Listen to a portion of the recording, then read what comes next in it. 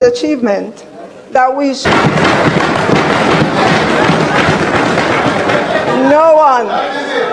No one should diminish this achievement of this government.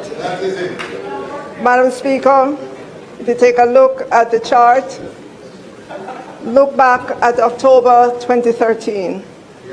At the time, the overall unemployment for Jamaica was 14.9%. Compare that to the 3.5% at October 2024. Female unemployment, Madam Speaker, at October 2013 was 20%, compared with 2.6% at October 2024.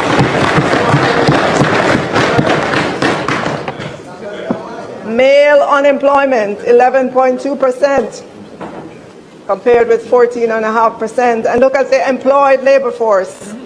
1,108,925 then versus 1,468,900. Madam Speaker, I will admit that Statin did change its definition of the labor force recently. But even if you adjust the October 2013 figures to take that into consideration, there would still be a vast difference between the figures in October 2013 and the figures of October 2024. More persons working in 2024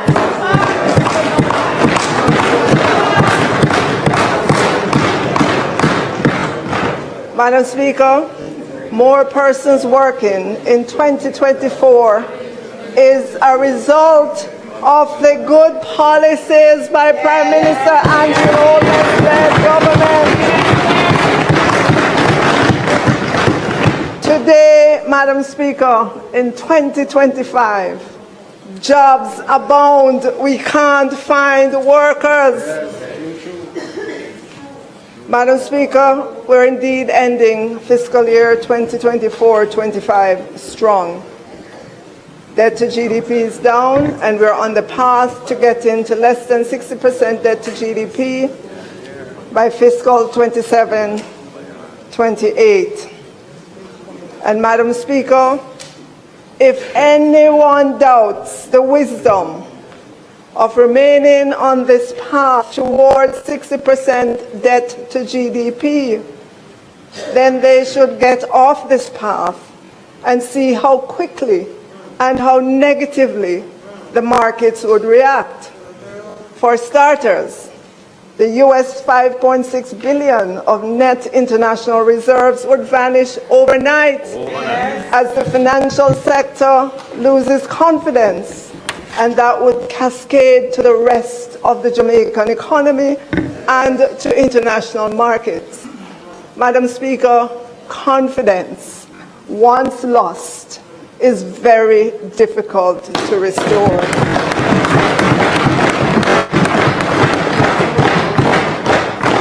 So, Madam Speaker, I say again, we are ending fiscal year 2024-25 strong. The net international reserves, NIR, is strong at $5.6 billion at December 31, 2024. And there's a chart from the Bank of Jamaica's database that shows how our net international reserves have grown since 1992.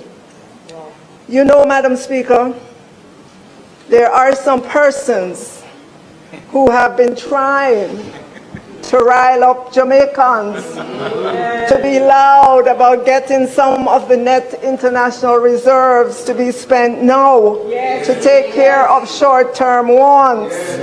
Madam Speaker, that is downright irresponsible.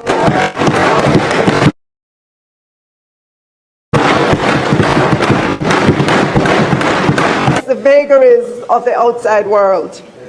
Madam Speaker, the main purpose of a country's net international reserves is to act as a financial safety net, providing a cushion against external shocks like currency crises or sudden disruptions in capital inflows, allowing the country to meet its foreign exchange obligations and maintain stability in its domestic currency by intervening in the foreign exchange market if needed. Madam Speaker, do you remember COVID? How would we have supplies and vaccines if we did not have US dollars to buy them? Yes. Madam Speaker, riling up Jamaicans to demand that the net international reserves be spent is like telling Jamaicans to go party with their rent money. Exactly.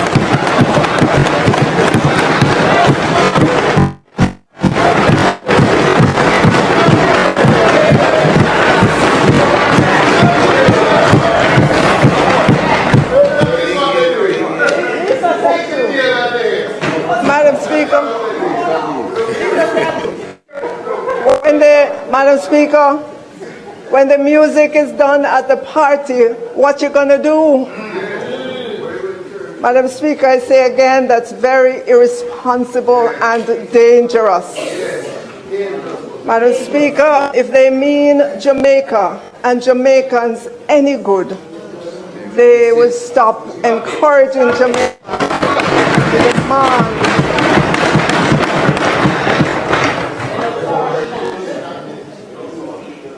Madam Speaker, we're ending fiscal year 2024-25 strong. The overall inflation figures remain within the target 4% to 6% range. I know that for many Jamaicans, inflation at the market for yam, bananas, tomatoes, green peppers, and so on got way above the national average for inflation after the Category 5 Hurricane Beryl. I know because I go to the market. And so I know the price of food items. After Hurricane Beryl, prices really did fly. However, I am encouraged with the current direction. The last time I heard Minister Green talk, he said prices on agricultural items moderate, which was to say prices come down on the things them in the market and supermarket. Madam Speaker, I included the chart on the screen.